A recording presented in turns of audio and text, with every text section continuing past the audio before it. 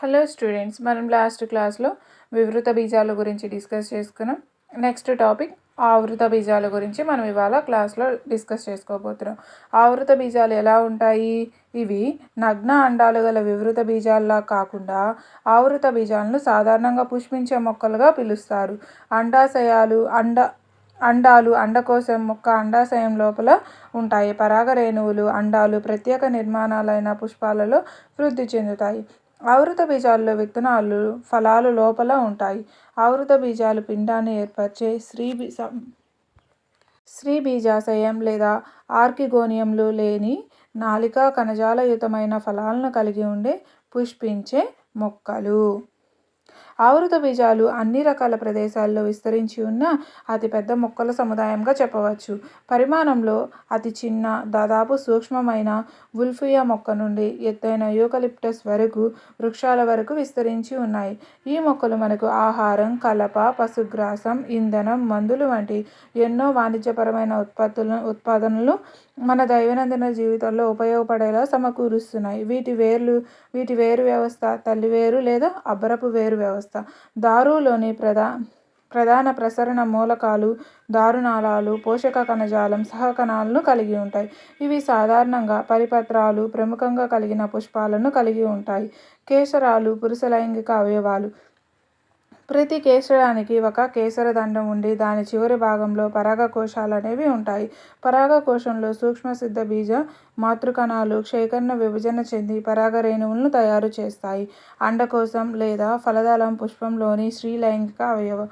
అండకోశంలో అండాశయం ఒకటి కానీ అంతకన్నా ఎక్కువ కానీ అండాలను కలిగి ఉంటుంది. అండకోశంలోని అండాశయం ఒకటి కానీ అంతకన్నా ఎక్కువ కానీ అండాలను కలిగి ఉంటుంది.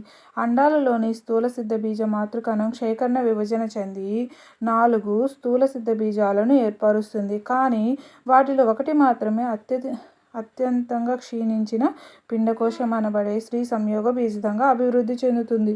పిండకోశంలోని ప్రతి కణము ఏకస్థితికము. ప్రతి పిండకోశంలో 3 కణాలు మధ్యగా స్త్రీ బీజకణం ఉండి దానికి ఇరువైపులా 2 సహకణాలు అనేవి కలిగిన స్త్రీ బీజకణ పరికరం అనేది ప్రతి ప్రతిపాద కణాలు 2 ధ్రువ కేంద్రకాలు ఉంటాయి.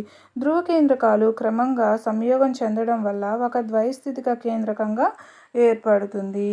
పరాగ రేణువుల నుండి విడుదలైన తర్వాత పరాగ రేణువులు గాలి ద్వారా కానీ లేదా నీటి ద్వారా కానీ లేదా జంతువుల ద్వారా కానీ వ్యాప్తి చెంది అండకోశంలోని కీలాగ్రాన్ని చేరుతాయి. ఈ ప్రక్రియనే మనం పరాగ సంపర్కం అంటారు. వివృత బీజాల్లో లాగా ప్రత్యక్షంగా కాకుండా ఆవృత బీజాల్లో పరాగ రేణువులు రవాణా పరోక్షంగా జరుగుతుంది. అందువల్ల దీనిని పరోక్ష పరాగ సంపర్కం అంటాం. పరాగ రేణువులు కీలాగ్రం మీద మొలకెత్తి తద్వారా ఏర్పడిన పరాగనాళాలు కీలంలోని కణజాలాల గుండా పెరిగి అండాన్ని చేరుతాయి. పరాగనాళాలు పిండకోశాన్ని చేరి అక్కడ 2 పురుష బీజాలను విడుదల చేస్తాయి. వీటిలో ఒక పురుష బీజం స్త్రీ సంయోగ కణంతో సంయోగం చెంది సంయుక్త బీజం ఏర్పరుస్తుంది. దీనినే మనం సంయుక్త సంయోగం అంటాం. రెండో పురుష బీజం ఉంది కదా, రెండో పురుష బీజం ద్వైస్థితిక కేంద్రకంతో సంయోగం చెంది త్రైస్థితిక ప్రాథమిక అంకురచ్ఛిద కేంద్రకాన్ని ఏర్పరుస్తుంది. దీన్ని ఏమంటాం? త్రిసంయోగం అంటారు. 2 సంయోగాలు జరగడం వల్ల ఈ దృగ్విషయాన్ని మనం ద్విఫలదీకరణంగా చెప్పుకోవచ్చు. ఈ దృగ్విషయం ఆవృత బీజాలకు మాత్రమే ప్రత్యేకమైంది. ఈ ఫలదీకరణ పరాగనాళం ద్వారా జరిగే అండ సంయోగం కనుక దీనిని నాళసహిత అండ సంయోగం అని కూడా అంటాం. సంయుక్త బీజం పిండంగా వృద్ధి చెందుతుంది. ప్రాథమిక అంకురచ్ఛిద కేంద్రం అంకురచ్ఛిదంగా మారి పెరుగుతున్న పిండానికి కావలసిన పోషక పదార్థాలను అందిస్తుంది. సహాయ కణాలు ప్రతిపాద కణాలు ఫలదీకరణానంతరం నశిస్తాయి. ఈ సంఘటనలు జరుగుతున్నప్పుడు అండాలు విత్తనాలుగాను అండాశయాలు ఫలాలుగాను వృద్ధి చెందుతాయి. విత్తనాలలోని బీజదళాల సంఖ్య ఆధారంగా ఆవృత బీజాలు ద్విదళ బీజాలు ఏకదళ బీజాలు అనే 2 తరగతులుగా విభజించబడ్డాయి. ద్విదళ బీజాల్లో 2 బీజదళాలు ఏకదళ బీజాలలో ఒక బీజదళం ఉండడం ప్రధానమైన లక్షణం.